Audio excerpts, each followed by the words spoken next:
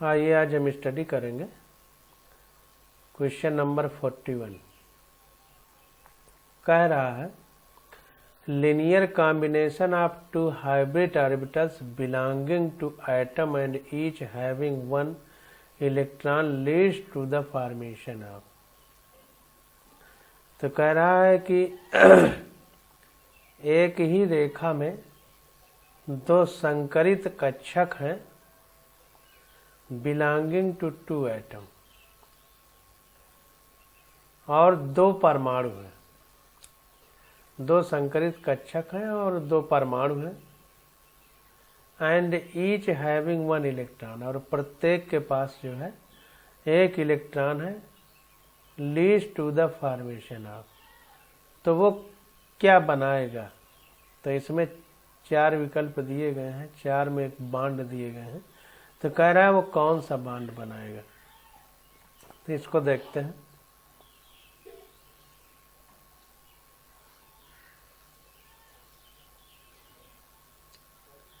तो देखिए 41 का ये वाला ऑप्शन हमारा करेक्ट है। तो जाहिर सी बात है कि जब एक ही सिंगल बांड होता है तो उसको हम सिग्मा बांड बोलते हैं।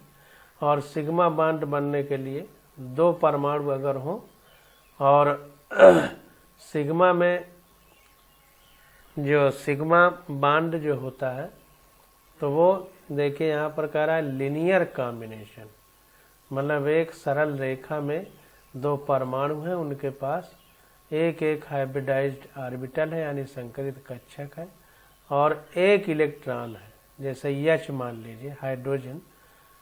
तो इसका मतलब यस कक्षक है। यस कक्षक का मतलब गोलीय आकृति उसकी होती है।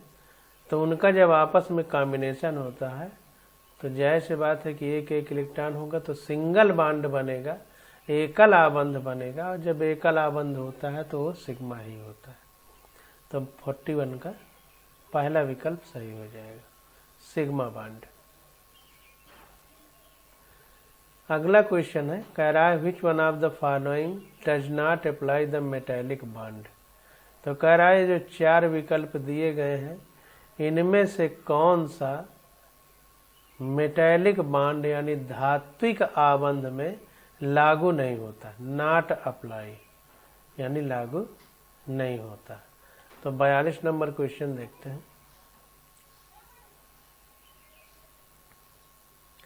तो 42 का देखिए डी वाला ऑप्शन हमारा करेक्ट नहीं है।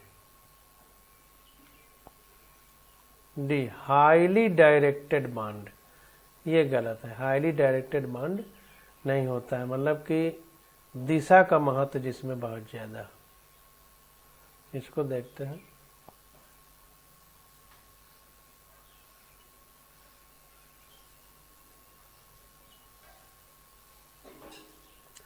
तो यहाँ पर देखिए बताया गया है कि metallic bonds have electrostatic attraction.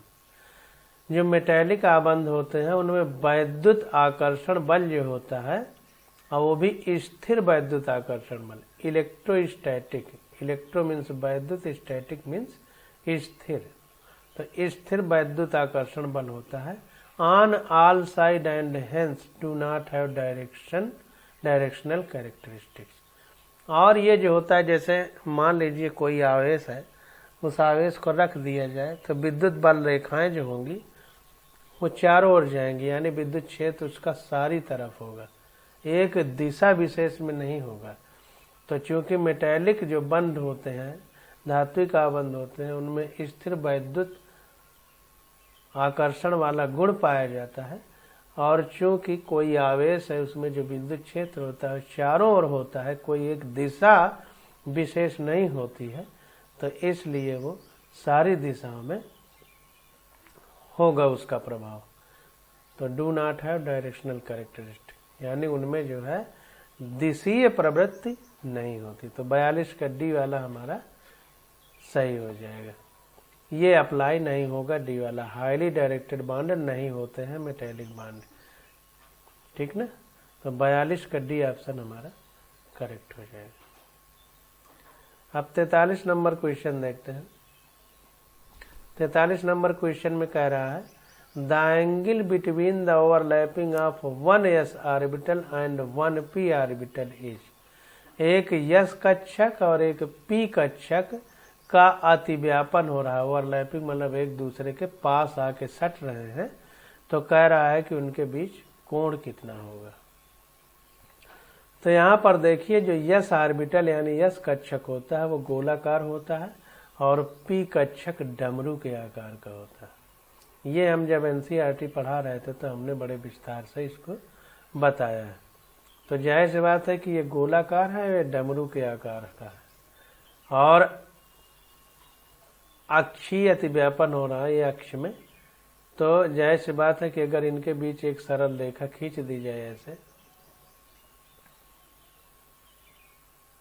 इस प्रकार से, तो जाहिर सी बात है कि ये जो अतिव्यापन हो रहा है तो यस ऑर्बिटल और पी ऑर्बिटल का जो अतिव्यापन है तो इनके बीच एंगल कितना होगा 180 डिग्री।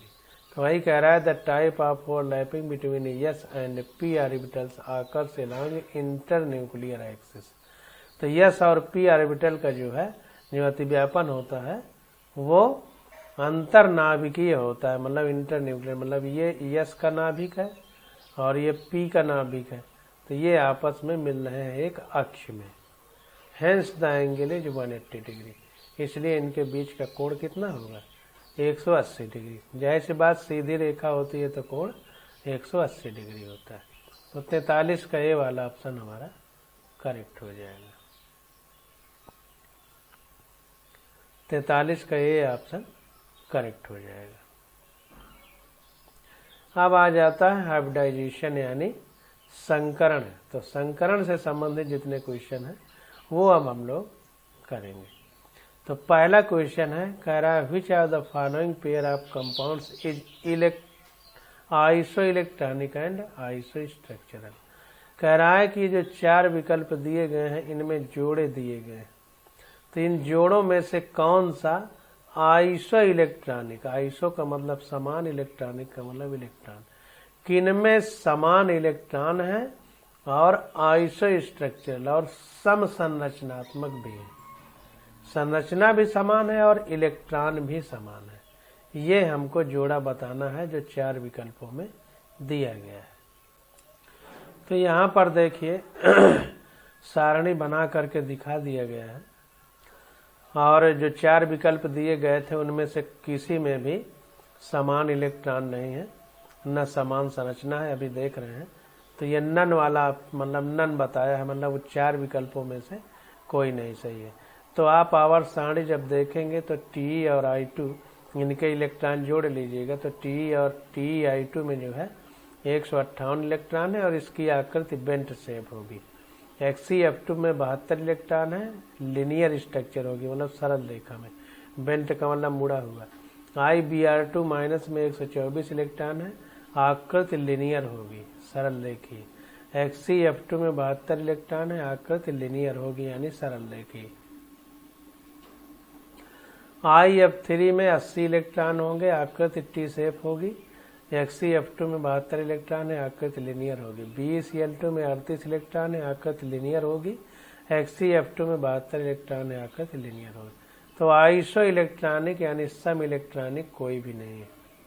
आकृति तो समान हो गई लिनियर इसमें, लेकिन सम इलेक्ट्रॉनिक नहीं है। तो देखिए नीचे नोट लिखा है, in this question in place of isoelectronic there should be same number of valence electron.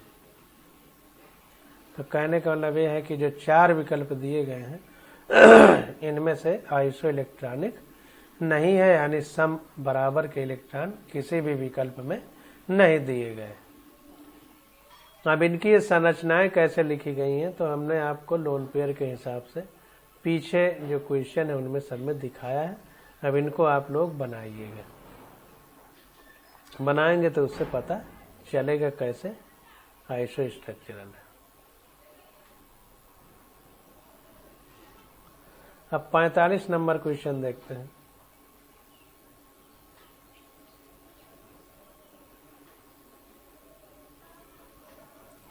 कह रहा है the hybridization of atomic orbitals of nitrogen in NO2 plus NO3 minus and NH4 plus respectively are.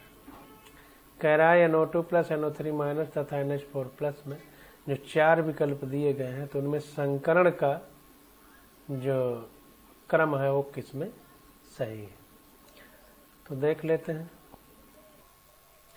तो यहाँ पर देखिए formula दिया गया है हाइब्रिडाइजेशन यानी संकरण निकालने का।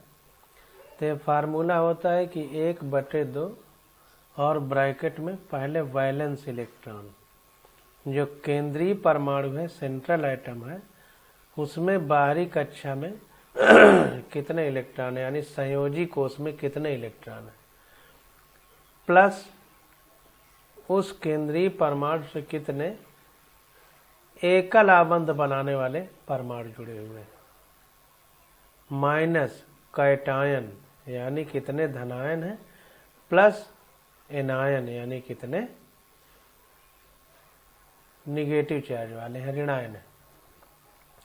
तो इस क्रम से जो है हम लोग संकरण निकाल सकते हैं। तो जैसे NO2 प्लस का निकालना है तो हाइब्रिडाइजेशन इक्वल टू हो जाएगा 1/2। अब N हमारा केंद्रीय परमाणु है जिसकी इलेक्ट्रोनिगेटिविटी कम हो, विद्युत ऋणात्मकता कम हो, उसको केंद्रीय परमाणु मानेंगे। तो केंद्रीय परमाणु हमारा N हो जाएगा। तो इसके लिए 1/2। अब N की बाहरी कक्षा में 5 इलेक्ट्रॉन होते हैं, 5वें वर्ग का है तो 5 हो गया, प्लस कितने मोनो एटॉमिक है यानी सिंगल आबंध बनाने वाले, तो ऑक्सीजन सिंगल आबंध बनाता नहीं तो इसलिए 0 लिख दिया, माइनस कितने धन चार्ज है, तो 1 धन चार्ज है तो 1 हो गया, ऋण चार्ज कोई है नहीं तो कुछ भी नहीं लिखा गया। इसको सॉल्व किए तो आ गया 2। तो इसका हाइब्रिडाइजेशन 2 है तो 1 लिखेंगे इनके ऊपर, तो 1 और 1 2 हो जाएंगे, तो sp हाइब्रिडाइजेशन होगा। आगे देखिए NO3 माइनस, तो वैसे फार्मूला लगाएंगे हाइब्रिडाइजेशन इक्वल टू 1/2। N हमारा केंद्रीय परमाणु है, इसकी बाहरी कक्षा में यानी संयोजी कोश में 5 इलेक्ट्रॉन है, तो 5 प्लस मोनो एटॉमिक यानी सिंगल बॉन्ड से जुड़े हुए, तो ऑक्सीजन डाई 2 बॉन्ड बना के जुड़ता है तो इसलिए इसको जगह 0 हो जाएगा, प्लस माइनस का 1 चार्ज है तो कैटायन तो 0 हो जाएगा, और ये माइनस एनायन लिखेंगे तो -1 लिखेंगे तो प्लस हो जाएगा। इस बात को ध्यान दीजिएगा, नहीं गलत हो जाएगा। यहाँ पर देखिए प्लस था तो ये माइनस के साथ लिखा गया तो ऋण आया, और यहाँ पर माइनस है, माइनस के साथ लिखेंगे तो प्लस आ जाएगा, तो इसको ध्यान दीजिए। तो ये जो है कुल मिला के आप ऐसे भी समझ सकते हैं कि धनायन है तो घटाएंगे, ऋणायन है तो जोड़ेंगे। 1 इलेक्ट्रॉन इससे निकला है तब धन आया है, तो निकला है तो घटाएंगे, और इसमें 1 ऋण है मतलब बाहर से आया है तब ऋण लगा है, इसका मतलब जोड़ देंगे। तो ये 1 जुड़ गया, तो ये सॉल्व करने पे आ गया 3। अब sp वैसे ही लिखना है और 3 ऐसे करना है, तो 1 और 2, यस 1 ही रहेगा, तो यस 1 रहेगा तो 2 बचे तो p2 हो जाएगा, तो sp2 हाइब्रिडाइजेशन हो जाएगा। NH4 प्लस में देखते हैं तो ये हो जाएगा 1/2। N की बाहरी कक्षा में 5 इलेक्ट्रॉन है यानी संयोजी इलेक्ट्रॉनों की संख्या 5 है, तो 5 हो गया, प्लस अब देखें यहाँ पर मोनो एटॉमिक मतलब सिंगल आबंध से जुड़े, तो हाइड्रोजन सिंगल आबंध से जुड़ता है तो कितने हाइड्रोजन है, 4 लिख दिया गया, और धनायन है तो माइनस, कैटायन लिखना है तो 1 है तो 1 लिख दिया गया, सॉल्व किया गया तो आ गया 4। इसको लिखेंगे तो यस और पी लिखिए, यस में 1 लिखा जाता है, बाकी जो बचेगा पी में लिखेंगे, तो sp3 हाइब्रिडाइजेशन आ गया। अब देखिए अगर 4 की बजाय 5 होता तो पी में 3 से ज़्यादा नहीं लिख सकते, तो आगे डी लिखना पड़ता, तो इसको ध्यान देना है।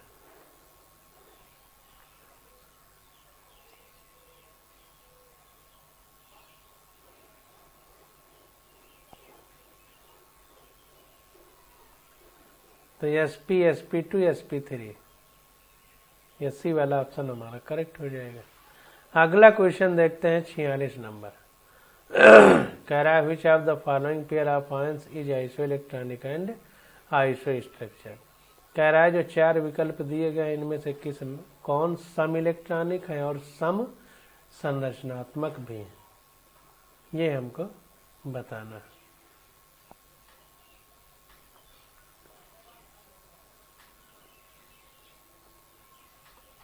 तो 46 के दो विकल्प सही हैं, ए और डी। तो ए वाले में पहले देखते हैं। तो CO3-2 है, तो इसमें देखें पहले इलेक्ट्रॉन कितना है। तो कार्बन C6 होता है तो 6 हो गया, प्लस ऑक्सीजन O8 होता है और 3 है तो 8 × 24 हो जाएगा। तो 24 और 2 ऋणायन है यानी 2 इलेक्ट्रॉन एक्स्ट्रा है तो +2 जोड़ दिया गया, तो आ गया 32 आ गया। और इसका हाइब्रिडाइजेशन यानी संकरण sp2 होता है। जैसा अभी ऊपर हमने आपको फार्मूला बताया है तो उस हिसाब से इसका भी निकाल सकते हैं। तो अगर इसका निकालेंगे तो कार्बन की बाहरी कक्षा में 4 इलेक्ट्रॉन होते हैं, तो 4 हो गया, प्लस मोनो एटॉमिक कोई नहीं है, ऑक्सीजन डाई मतलब 2 आबंध से जुड़ता है तो 0 हो गया, माइनस कितने ऋणायन है तो 2 हैं, तो ये नहीं धनायन 0 हो गया और ऋणायन हमारे 2, और ये पूरे का बटे 1/2 होगा। तो 1/2, अब ये ऋण ऋण जुड़ जाएंगे तो 4 2 6 हो जाएगा, 6, तो ये आ जाएगा 3 कटेगा तो आ जाएगा यस। यस में 1 लिखते हैं, बाकी जो बचता है पी में लिखेंगे तो sp2। तो sp2 हाइब्रिडाइजेशन इसका हो जाएगा CO3-2 का। तो इस प्रकार से इसमें क्या है, sp2 हाइब्रिडाइजेशन है और 32 इलेक्ट्रॉन है। स्ट्रक्चर ट्राइगोनल प्लानर हो जाएगा। अब अगर हम CO3-2 का स्ट्रक्चर बनाए तो Ca हो जाएगा, डबल बॉन्ड के साथ हो जाएगा, और ये 2 O होंगे, इन पे माइनस चार्ज आ जाएगा। तो कार्बन की बाहरी कक्षा में 4 इलेक्ट्रॉन होते हैं, यानी संयोजी कोष में 4 इलेक्ट्रॉन है, तो 1 2 3 4 इलेक्ट्रॉन बॉन्ड बना लिए। इसके पास कोई भी लोन पेयर नहीं बचा, अयुग्मित इलेक्ट्रॉन कोई भी नहीं बचा, इसलिए ट्राइगोनल प्लानर स्ट्रक्चर हो जाएगा। अगर NO3- का स्ट्रक्चर बनाए तो ये N हो जाएगा, डबल बॉन्ड के साथ O हो जाएगा, ये सिंगल बॉन्ड होगा, ये O- होगा, और ये ऑक्सीजन इसी नाइट्रोजन के दोनों इलेक्ट्रॉन लेकर के जुड़ेगा। जो आबंध बनेगा उसमें दोनों नाइट्रोजन के ही इलेक्ट्रॉन होंगे। तो इस प्रकार से संरचना बन जाएगी। तो नाइट्रोजन के पास बाहरी कक्षा में 5 इलेक्ट्रॉन है, तो 2 1 3 और 2 5, पांचों का उपयोग हो गया बंध बनाने में। तो इसके पास भी कोई लोन पेयर नहीं है, तो इसके पास भी लोन पेयर नहीं, इसके पास भी लोन पेयर नहीं, और दोनों में sp2 हाइब्रिडाइजेशन है। तो जैसे दोनों की संरचना समान होगी तो ट्राइगोनल प्लानर दोनों का स्ट्रक्चर हो जाएगा। अब आगे देखते हैं, hence these are isoelectronic as well as isostructural. तो CO3-2 और NO3- दोनों सम इलेक्ट्रॉनिक और सम संरचनात्मक दोनों हो जाएंगे। अब ClO3- की बात करें तो इसमें इलेक्ट्रॉनों की संख्या देखें तो Cl में 17, O का 8, 3 है तो 8 × 24 हो जाएगा, एक माइनस का तो प्लस जुड़ जाएगा, तो 42 हो जाएंगे। अब अगर इनका हाइब्रिडाइजेशन निकाला जाए तो वैसे ही निकाल लेंगे आप, 1/2 गुणे Cl के बाहरी कक्षा में 7 इलेक्ट्रॉन होते हैं, तो 7 हो गया, इसको ब्रैकेट में लिखेंगे, प्लस देखिए O3 सिंगल बॉन्ड के साथ नहीं जुड़ता तो 0 हो जाएगा, और 1 इलेक्ट्रॉन बाहर से आया है तो +1 हो जाएगा। तो ये हो जाएगा 1/2 गुणे 8 आ जाएगा 4, तो ये हो जाएगा sp3 हाइब्रिडाइजेशन, तो sp3 आ गया। आप ClO3- की बात करें तो Cl की बाहरी कक्षा में 7 इलेक्ट्रॉन है, तो अगर इसको बनाए तो Cl डबल बॉन्ड O और ClO3-,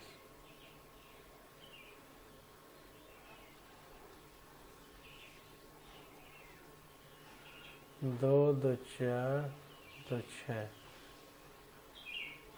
अगर डबल बॉन्ड के साथ जुड़ेगा तो माइनस चार्ज नहीं आएगा।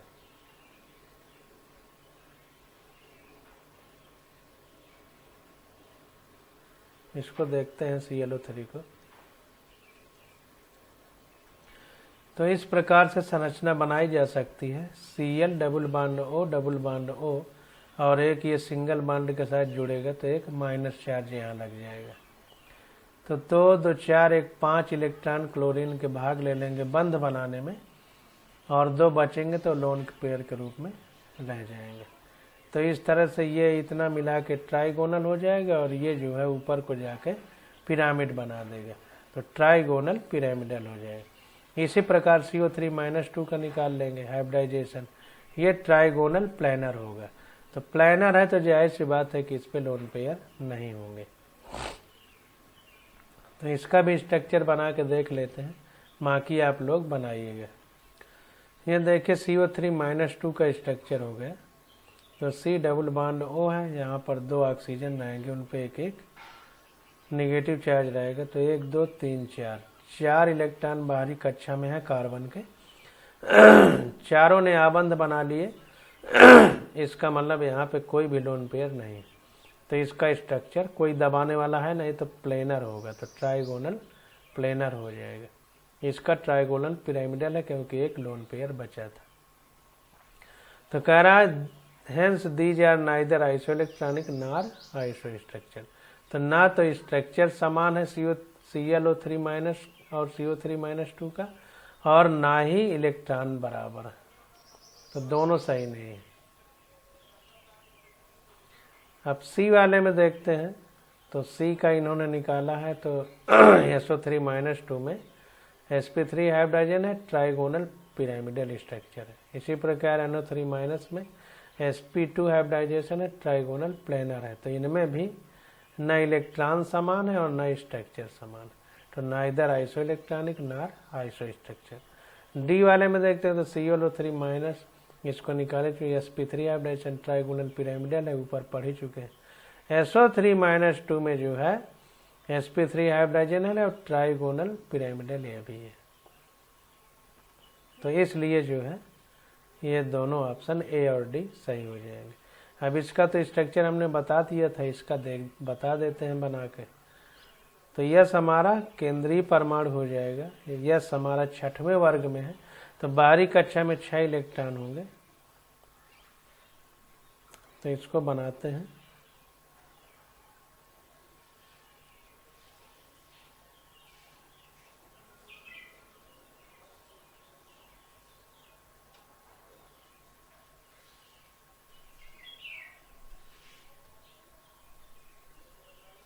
दो 2 4 1 5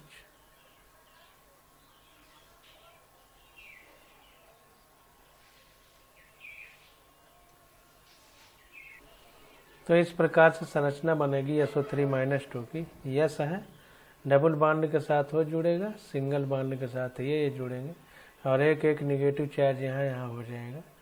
और 2 2 4 इलेक्ट्रॉन भाग ले रहे हैं सल्फर की बाहरी कक्षा के, 2 बचे रहेंगे तो 2 यहाँ हो जाएंगे। तो ये तो ट्राइगोनल स्ट्रक्चर बना लेंगे, और ये जो लोन पेयर है ये पिरामिडल कर देंगे, तो ट्राइगोनल पिरामिडल ये भी हो जाएगा। तो 42 इलेक्ट्रॉन है, sp3 हाइब्रिडाइजेशन है, और ट्राइगोनल पिरामिडल स्ट्रक्चर है। तो इसका मतलब ये भी दोनों सम इलेक्ट्रॉनिक और सम संरचनात्मक है, यानी आइसो इलेक्ट्रॉनिक और आइसो स्ट्रक्चरल। तो ए और डी दोनों सही हो जाएंगे 46 के।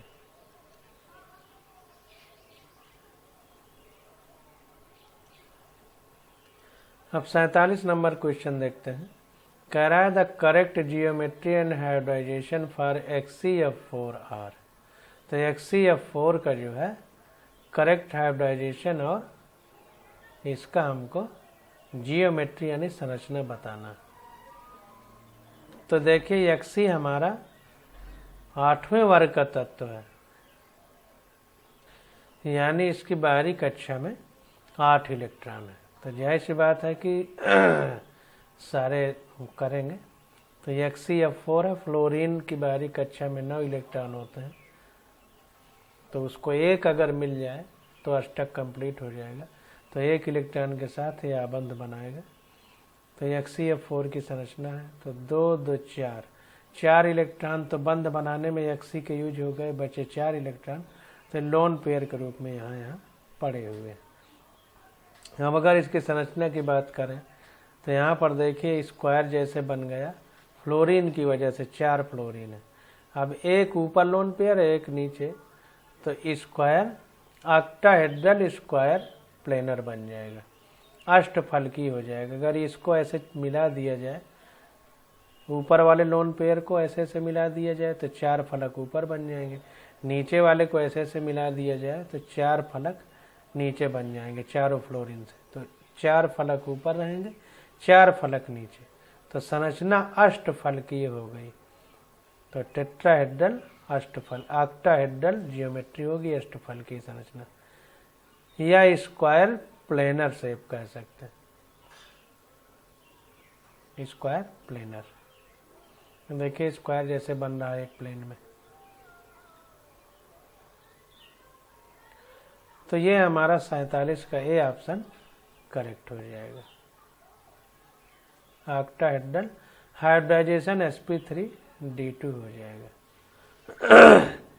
इसका निकाल लीजिएगा।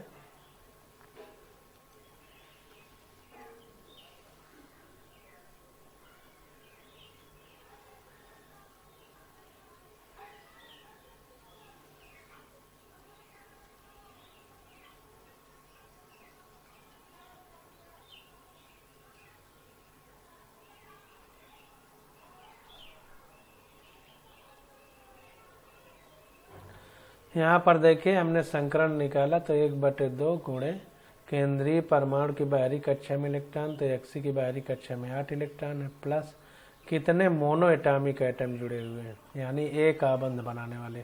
तो फ्लोरीन में एक ही आबंध के साथ जुड़ता है, 4 है तो 4 कर दिया। ऋण और धन कोई है नहीं तो कोई मतलब नहीं, सॉल्व किया तो 6 आ गया। 6 को लिखना है तो S के ऊपर 1, P के ऊपर 3 से ज़्यादा नहीं लिख सकते, बाकी बचा तो D के ऊपर लिख दिया, तो sp3d2 संकरण हो गया। तो 47 का ये वाला ऑप्शन हमारा करेक्ट हो गया। 48 नंबर क्वेश्चन देखते हैं। 48 नंबर में कह रहा है, among the following which one is a wrong statement, गलत कौन सा है ये हमको बताना है।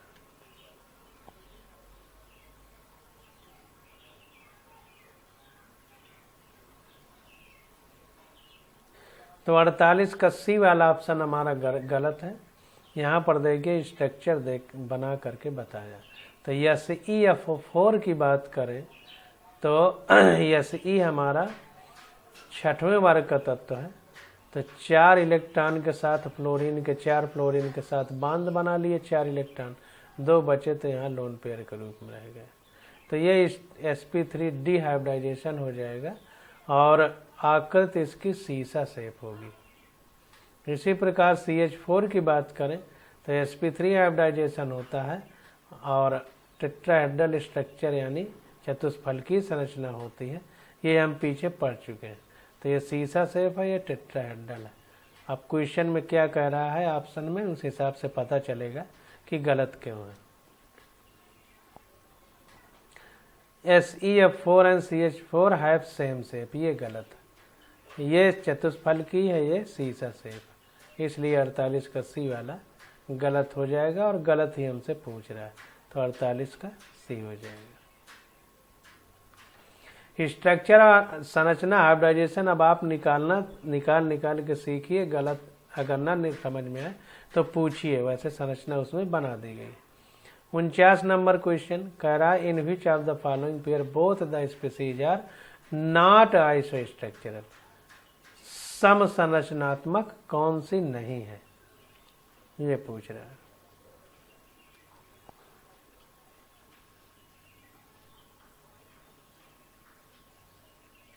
तो 49 की सी वाला जो ऑप्शन है वो सम संरचनात्मक नहीं है, इसको देख लेते हैं। तो कह रहा है, in diamond and silicon carbide central atom is sp3 hybridized and hence both are isostructural. तो अगर डायमंड और सिलिकॉन की बात करें तो दोनों में जो है केंद्रीय परमाणु में sp3 हाइब्रिडाइजेशन है। निकाल करके देख लीजिए CH4 और SiCl4 जो भी हो तो sp3 हाइब्रिडाइजेशन आ जाएगा। तो दोनों क्या होंगे, समसंरचनात्मक होंगे। NH3 तथा PH3 both are pyramidal and central atom in both cases sp3 hybridize. तो NH3 और PH3 में दोनों पिरामिडल स्ट्रक्चर हैं और केंद्रीय परमाणु में दोनों में sp3 संकरण है। आप निकाल के देख सकते हैं, इसमें भी एक लोन पेयर है, इसमें भी एक लोन पेयर है, दोनों में sp3 हाइब्रिडाइजेशन होगा, इसलिए संरचनाएं समान है। SiCl4 तथा PCl4 प्लस में क्या है, both are tetrahedral and tetra atom in both cases is sp3। तो अगर इनका हाइब्रिडाइजेशन निकालेंगे तो दोनों का sp3 हाइब्रिडाइजेशन आएगा और केंद्रीय परमाणु में sp3 हाइब्रिडाइजेशन है और स्ट्रक्चर दोनों का टेट्राहेड्रल यानी चतुष्फलकीय होगा। अब आगे देखते हैं, आगे कह रहा है इन HCl4 है, Hc इज sp3d2 हाइब्रिडाइजेशन। पीछे हम लोग पढ़ चुके हैं, स्ट्रक्चर भी इसका बना दिया। देखिए Hc में 8 इलेक्ट्रॉन है, बाहरी कक्षा में 4 ने फ्लोरीन के साथ बंद बना लिए, 4 बच गए तो 2 ऊपर 2 नीचे बचे। HCl4 की संरचना अष्टफलकीय ऑक्टाहेड्रल होती है। और HCO4 में देखें तो संरचना इस प्रकार होगी, 8 इलेक्ट्रॉन Hc में है तो ये ऑक्सीजन के साथ डबल बॉन्ड के साथ 8 इलेक्ट्रॉन बंध गए, तो लोन पेयर नहीं बचा। जैसे इसमें लोन पेयर थे तो इसमें नहीं बचे। तो in HCl4 Hc is sp3d2 hybridized and structure is square planar, चाहे स्क्वायर प्लानर का है या ऑक्टाहेड्रल यानी अष्टफलकीय का है, अभी जैसा हमने पीछे पढ़ा है।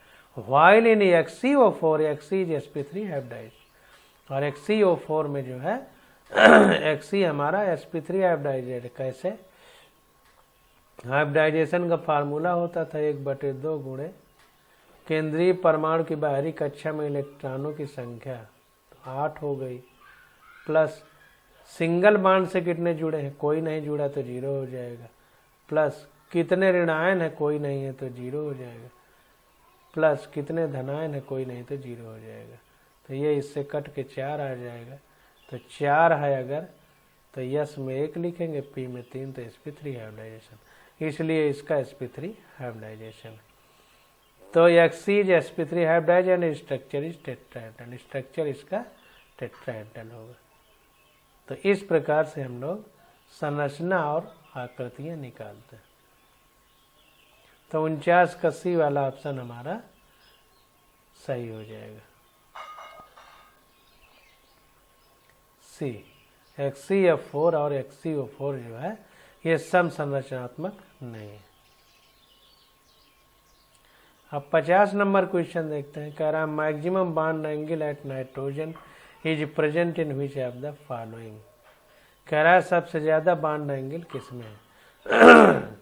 तो इसका स्ट्रक्चर बनाएंगे जिसमें लोन पेयर कम से कम होंगे या नहीं होंगे, तो उसमें एंगल ज़्यादा फैल जाएगा क्योंकि दबाने वाला कोई नहीं होगा। तो 50 की संरचना देख लेते हैं। तो यहाँ पर देखिए स्ट्रक्चर बनाया गया है NO2 minus NO2 NO2 minus और NO3 माइनस है, NO2 माइनस है, NO2 प्लस है। तो यहाँ पर देखिए प्लस है तो जाहिर सी बात है कि इसका इलेक्ट्रॉन निकल गया होगा, तो जो लोन पेयर होगा वो नहीं होगा, तो कोई दबाने वाला नहीं होगा, तो इसलिए इसका 180 डिग्री एंगल है। ये पीछे भी क्वेश्चन आ चुका है। इसमें देखिए दबाने वाला है, ये इलेक्ट्रॉन रहेगा तो बंध को दबाएगा क्योंकि प्रतिकर्षण होता है इलेक्ट्रॉन इलेक्ट्रॉन के बीच। तो देखिए कम हो गया, इसमें नहीं है निगेटिव तो इससे कुछ ज़्यादा है, इसमें भी है तो देखिए कम हो गया 120 डिग्री। तो जिसमें प्लस है मतलब है ही नहीं, बाहर निकल गया, तो 180 डिग्री एंगल, इसलिए NO2 plus has maximum bond angle. यह क्वेश्चन पीछे भी आ चुका है और हमने इसको अच्छे से फिगर बना करके बताया था। तो आज का लेक्चर बस यहीं तक। अब आगे की स्टडी अगले लेक्चर में हम लोग करेंगे।